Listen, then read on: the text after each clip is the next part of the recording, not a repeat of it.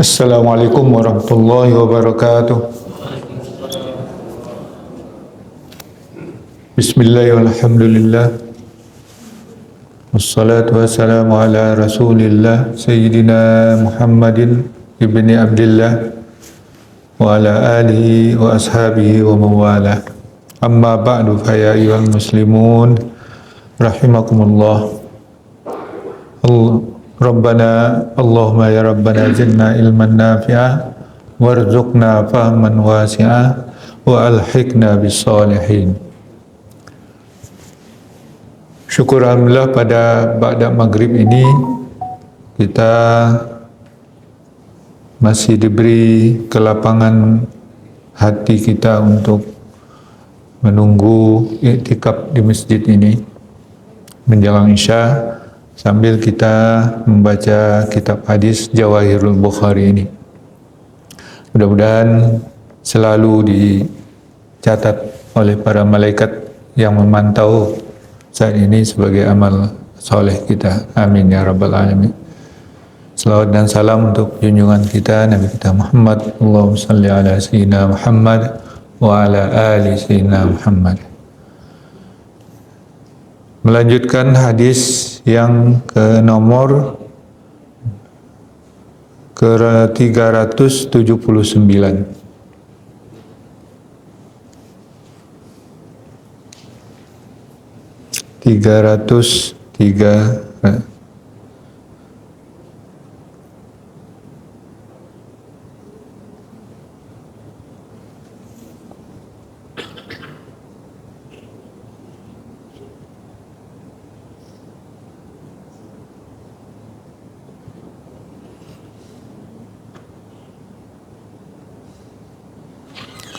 Ya,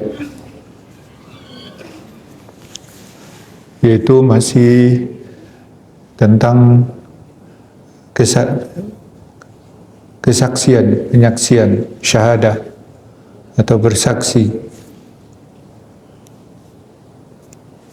Hadis ini dinukilkan oleh musannif pada urutan nomor ini disebutkan dalam Sahih Bukhari pada kitab Asy-Syahadat, yaitu yang tentang kesaksian.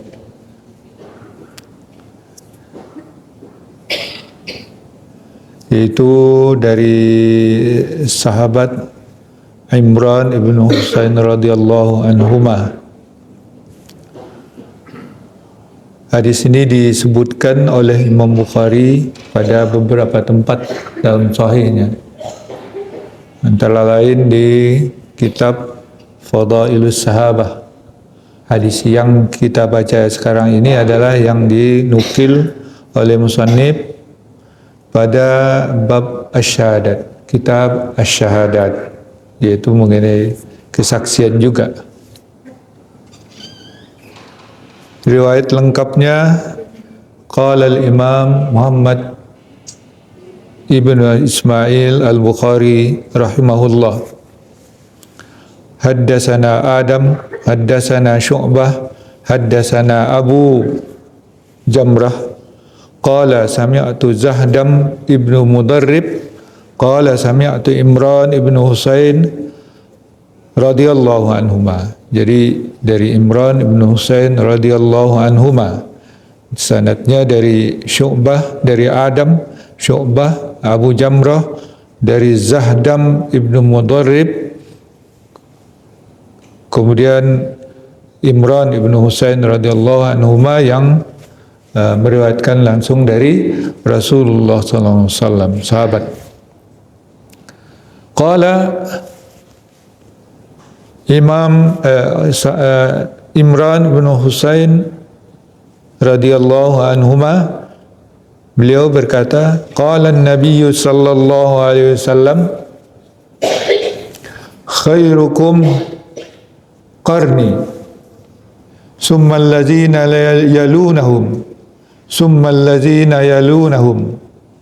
Qala Imran, sebaik-baik kamu adalah yang di abadku ini, abadku, di masaku. summal ladzina yalunahum, kemudian yang setelah itu yang mengiringinya, summal ladzina yalunahum, dan kemudian yang mengiringinya lagi, ya.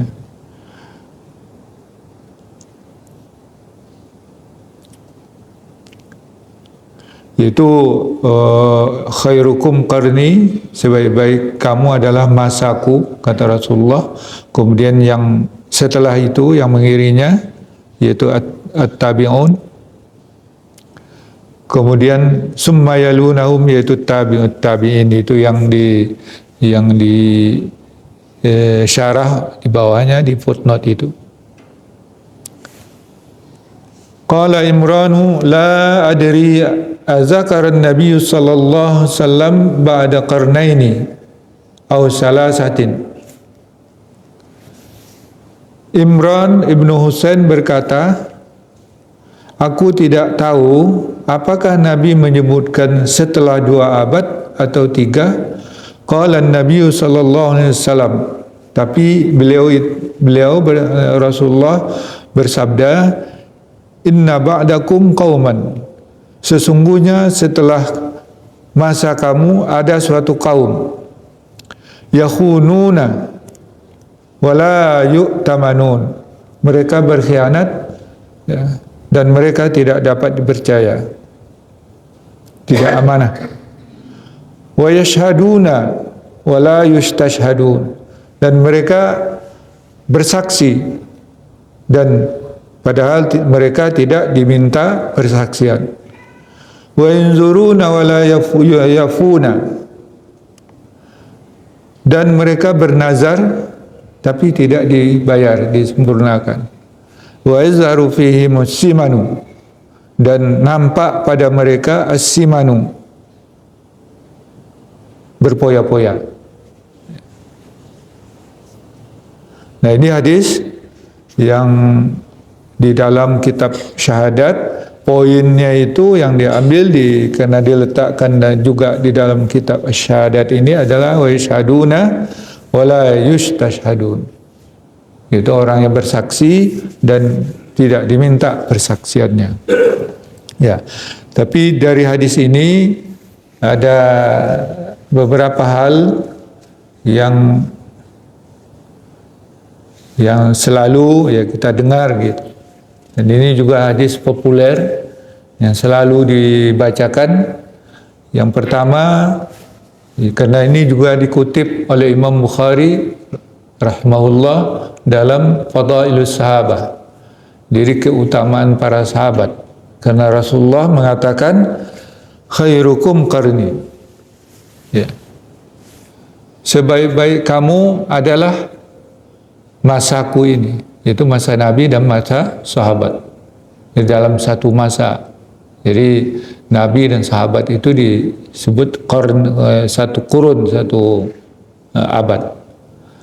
Summal ladzina yalunahum, kemudian yang mengiringi mereka, yang setelah mereka, artinya yang sahabat nanti generasi berikutnya yang bertemu dengan sahabat tapi tidak bertemu lagi dengan Rasulullah SAW, itu disebut at-tabi'in. Yang disebut tabi'in ini adalah orang yang bertemu, berjumpa, hidup, sudah mumayyiz, ya, mumayyiz ketika para sahabat yang terakhir masih hidup, itu masih dihitung tabi'in junior, ya. Tapi kalau dia sudah dewasa, dia menemui sahabat, masih sempat bertemu dengan para sahabat yang hidup, ya, itu seperti yang panjang-panjang umurnya seperti Ibnu Umar, ya, itu panjang umurnya, dan Anas bin Malik, Abu Hurairah, itu banyak karena hidup relatif lebih lama setelah Rasulullah wafat, dan banyak generasi berikut yang tidak ketemu dengan Rasulullah tapi ketemu dengan sahabat-sahabat yang berumur panjang ini. Nah, inilah para tabi'in, ya, dan juga tabi'in senior itu yang memang lahir setelah Rasulullah wafat atau beberapa tahun sebelum wafat, tapi mereka itu masih bayi, ya. Itu masih terhitung tabi'in senior.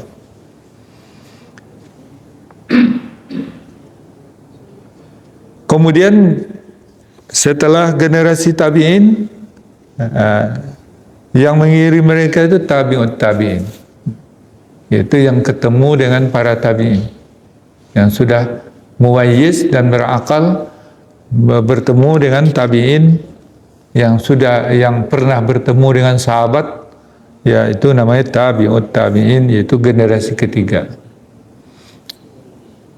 Ya, jadi generasi sahabat itu generasi pertama, tabi'in generasi kedua, dan tabi'ut tabi'in itu generasi ketiga. Nah, kata si ini Imran, sahabat Imran radhiyallahu anhu, dia tidak tahu apakah itu menyebut kurun ketiga atau kedua atau dua kurun atau ketiga, itu tidak jelas bagi dia. Tapi ada yang dia dengar sabda Rasulullah SAW, dia katakan, diriwayatkan, sesungguhnya setelah kamu itu, setelah habis yang disebutkannya summayalunahum itu, nanti akan datang nanti kaum, ya, yakhununa, mereka suka berkhianat, wala yu'tamanuna, dan mereka tidak bisa dipercaya, tidak amanah. Ya, ada masanya itu nanti. Ya, setelah itu, entah di masa mana itu tidak dijelaskan juga.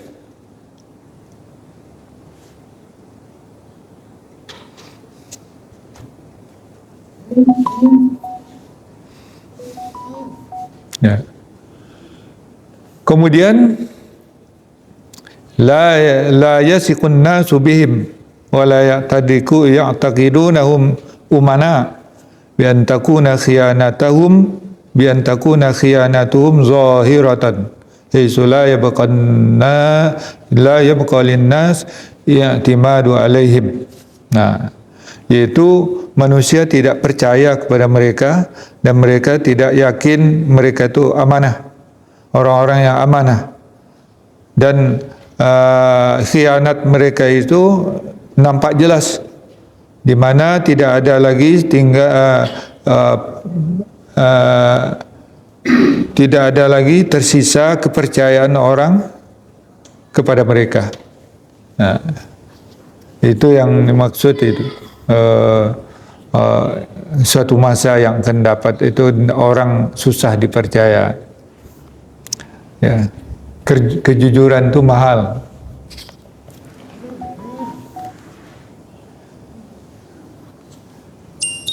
Kemudian kata Imran meriwayatkan apa yang disabdakan oleh Rasulullah, wa yashhaduna wa la yustashhadun.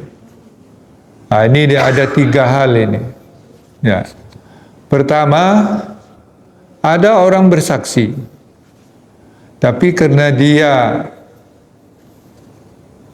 biasa tidak dipercaya, maka orang tidak meminta kesaksian dia. Ya. Dia menyaksikan sesuatu peristiwa yang mesti dia saksikan, tapi karena dia selalu berbohong atau dikenal sebagai orang yang tidak jujur, maka orang tidak meminta dia sebagai saksi. Itu yang pertama. Ada itu orang seperti itu? Ya, ada. Ya, kalau sudah dikenal dia si tukang pembohong, orang tidak mau menjadikan dia itu saksi, nanti susah. Ya. Kemudian yang kedua, ada orang yang jujur, patut jadikan saksi, dia menyaksikan, tapi dia tidak diminta kesaksiannya, takut terbongkar perbuatannya. Dia menyaksikan sesuatu perbuatan yang maksiat atau yang durhaka atau yang pelanggaran ketentuan dari Allah SWT. Nah, dia jujur. Kalau dia menjadi saksi, akan terbongkar. Itu sebab kebalikan yang tadi.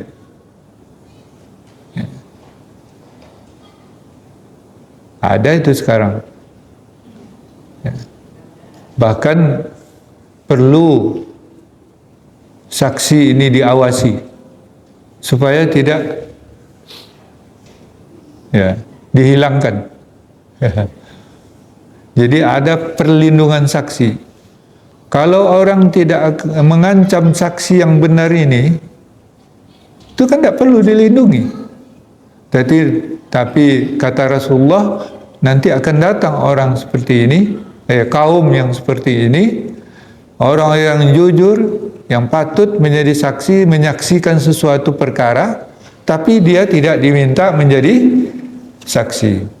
La wala yustashhadun. Mereka tidak diminta menjadi saksi.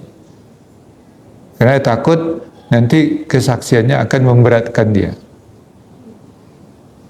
Nah, ada enggak sekarang itu? Nah, ada. Sehingga perlu polisi melindunginya. Tapi ya kalau dia jadi saksi, ya, perlu pula dilindungi dia.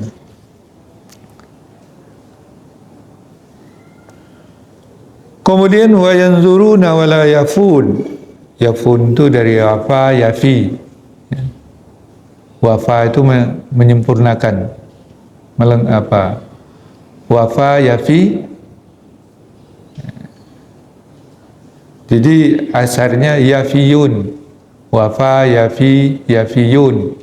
Ya, jamaknya menjadi ya-nya dibuangkan karena bertemu dua ilat, satu dibuang menjadi yafun, yafuna.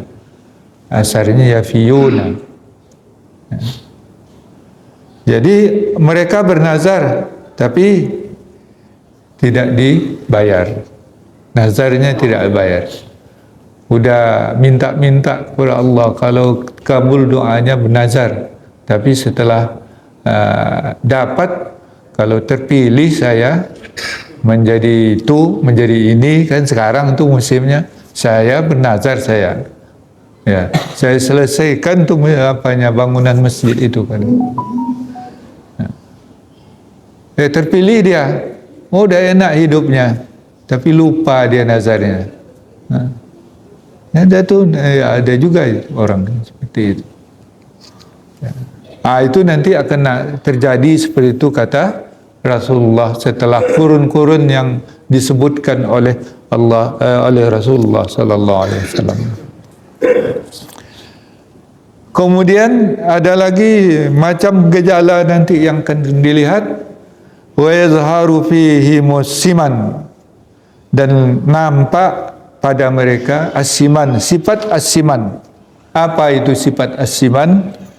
Yaitu yu'azzim harsahum ala dunya wa taraffuh fi naimiha.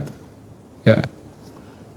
Jadi sangat mengagungkan semangat mereka atas dunia dan kemewahan pada nikmat-nikmat dunia itu.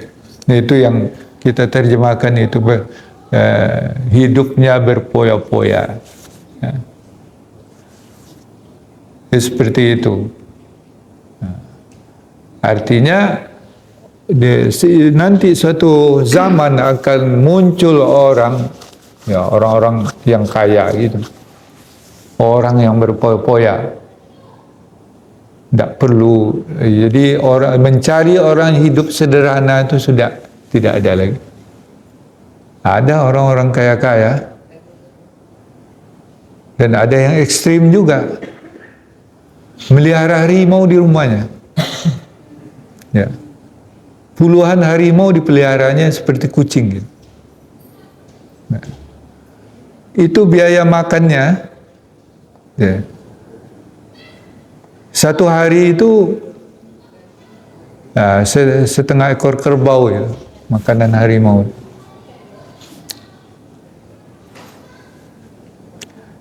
Kerbau berapa di sekarang satu ekor? Ya, 17 juta. Nah, itu untuk makannya sehari aja. Untuk apa itu? Untuk apa itu yang seperti itu? Karena hanya hobi gitu kan.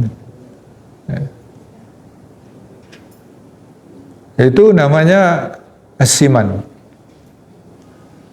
Rumah dibangun besar seperti istana. Ya. Ya, kalau istrinya ya 4 boleh lah gitu. Kadang 2 orang aja di situnya. Rumahnya seperti istana. Nah, untuk apa? Nanti kita meninggal, rumah itu tinggal aja, tidak mau dibawa. Rumah abadinya hanya semeter kali 2 aja. Ya. Jadi di zaman itu katanya wa yazharu fihi musiman, nampak pada mereka itu asiman, hidup berpoya-poya itu jauh dari kesederhanaan. Sehingga yang tidak perlu. Jadi ini apalagi dalam komunitas. Orang berbangga-bangga dengan apa? Sekarang bangunan misalnya. Bangunan tertinggi. Bangga dia karena di negaranya ada bangunan tertinggi di dunia. Ya, itu memang peradaban dunia sekarang itu banyak ini yang seperti ini. Tapi di zaman akhir dinasti-dinasti Islam itu juga seperti itu. Jadi keruntuhan dinasti-dinasti itu karena hidup al-mutrafin. Al-mutrafun itu hidup yang kaya raya. Ya. Jadi sultan-sultan itu sudah itu hidupnya berpoya-poya, sehingga dia lupa dengan pertahanan negaranya, maka runtuhlah negara itu. Jadi kalau orang sudah bergelimang dengan kemewahan duniawi ini, itu dia untuk berjuang untuk berjuang untuk mempertahankan negara, untuk mempertahankan agamanya, untuk hidup dalam perjuangan yang susah, itu sudah payah. Ya. Karena sudah enak, senang dengan kehidupan mewah. Nah, ini juga gejala ini itu nampak setelah masa-masa yang disebutkan oleh Rasulullah SAW. Di masa sahabat tidak. Umar bin Khattab di dalam Baitul Mal itu sudah melimpah hartanya.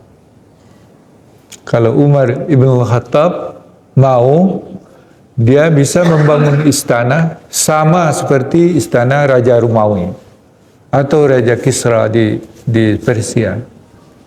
Bisa.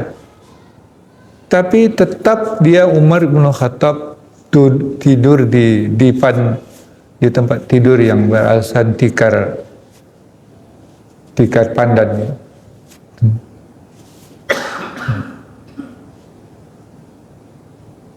Setelah itu baru nampak nih gejala-gejala itu, terutama di akhir zaman ini.